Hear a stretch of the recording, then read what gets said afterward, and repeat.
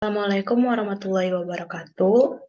Perkenalkan, nama saya Nurul Komariah. Di sini saya akan mempresentasikan mengenai Supply Chain Inventory Planning Dynamic System Modeling pada aplikasi model supply chain pangan, yaitu bawang merah. Nah, untuk selanjutnya mengenai studi kasus yang saya ambil, yaitu supply chain pangan bawang merah yang saya dapatkan dari sumber Rusadi 2018. Nah, untuk problem di sini mengidentifikasikan bahwa kurang optimalnya ketersediaan bawang merah pada season tertentu pada rantai pasok bawang merah. Kemudian tujuannya ini untuk melakukan perbaikan hubungan antara elemen pada sistem supply chain bawang merah pada pasokan, ketersediaan, dan keuntungan dapatkan oleh masing-masing pelaku bisnis yang meliputi farmer, distributor, dan wholesalernya. Kemudian, untuk metodologi penelitian ini merupakan tahapan yang kita lakukan dalam menyelesaikan suatu penelitian. Ini merupakan metodologi penelitian pada permasalahan tersebut. Untuk lebih jelasnya lagi, maka untuk data-data yang dibutuhkan pada penelitian ini meliputi data primer dan data sekunder.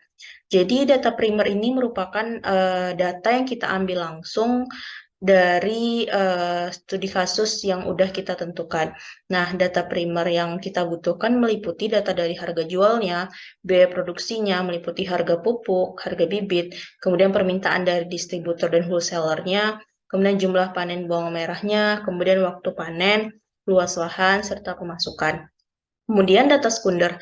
Data sekunder ini merupakan data yang kita dapatkan dari penelitian sebelumnya atau dari dokumen-dokumen yang diperlukan.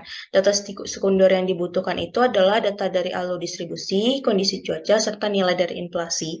Kemudian untuk teknik pengumpulan data yang dapat kita lakukan pertama mengenai observasi lapangan. Jadi melakukan pengamatan dan pencatatan langsung secara sistematis, misalnya pada data jumlah panen bawang merah, waktu panen, serta luas lahannya. Kemudian untuk pengumpulan data yang kedua menggunakan wawancara. Wawancara ini dilakukan secara tatap muka melalui tanya jawab antara peneliti serta atau pengumpul data dengan narasumber. Nah, wawancara ini dapat dilakukan mengenai data-data seperti bagaimana biaya produksinya, harga jualnya, serta permintaan dari distributor dan wholesalernya. Kemudian studi dokumen. Studi dokumen ini merupakan sumber yang kita dapatkan dari objek atau dokumen atau catatan dari peristiwa yang sudah berlalu. Misalnya pada data sekunder meliputi kondisi cuaca dan nilai inflasi. Kemudian teknik pengolahan data. Pengolahan data ini dilakukan dengan menggunakan simulasi dan sistem dinamis dengan tahapan-tahapan seperti pada gambar di samping. Kenapa menggunakan model simulasi sistem dinamis? Karena simulasi sistem dinamis ini merupakan suatu model yang dapat menyelesaikan permasalahan yang kompleks. Dapat kita lihat fokus utama dari sistem dinamis ini adalah untuk memperoleh pemahaman atas dari suatu sistem tersebut. Sehingga langkah-langkah pemecahan dari masalah ini dapat memberikan umpan balik pada pemahaman sistem. Kemudian software yang dapat kita gunakan pada pemodelan sistem dinamis ini adalah software Pensim, di mana dia dapat melakukan pemodelan secara visual dengan melakukan konseptualisasi, dokumentasi, simulasi, analisis, dan optimasi model sistem dinamis. Nah, untuk tahapan-tahapan pengolahan datanya itu pertama kita harus melakukan identifikasi variabel-variabelnya. Kemudian kita buat model konseptual atau causal diagramnya. Kemudian kita validasi causal diagram tersebut. Kemudian dapat kita buat model simulasi dengan menggunakan stock flow diagram menggunakan software Pensim tadi. Kemudian kita coba dry run model yang udah kita buat. Kemudian kita lakukan verifikasi model tersebut. Jadi kalau model itu udah terverifikasi, maka kita dapat lakukan proses validasi.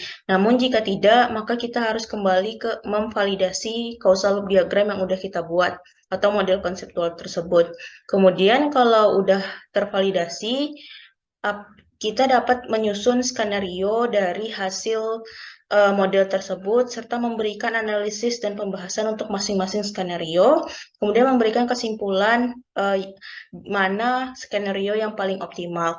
Nah, jika model tersebut tidak tervalidasi, maka kita akan melakukan pembuatan model konseptual ulang sampai model tersebut tervalidasi. Mungkin sekian dari saya mengenai penjelasan aplikasi model sistem dinamis untuk supply chain pangan yaitu bawang merah. Saya akhiri wabillahi taufiq wal hidayah. Wassalamualaikum warahmatullahi wabarakatuh.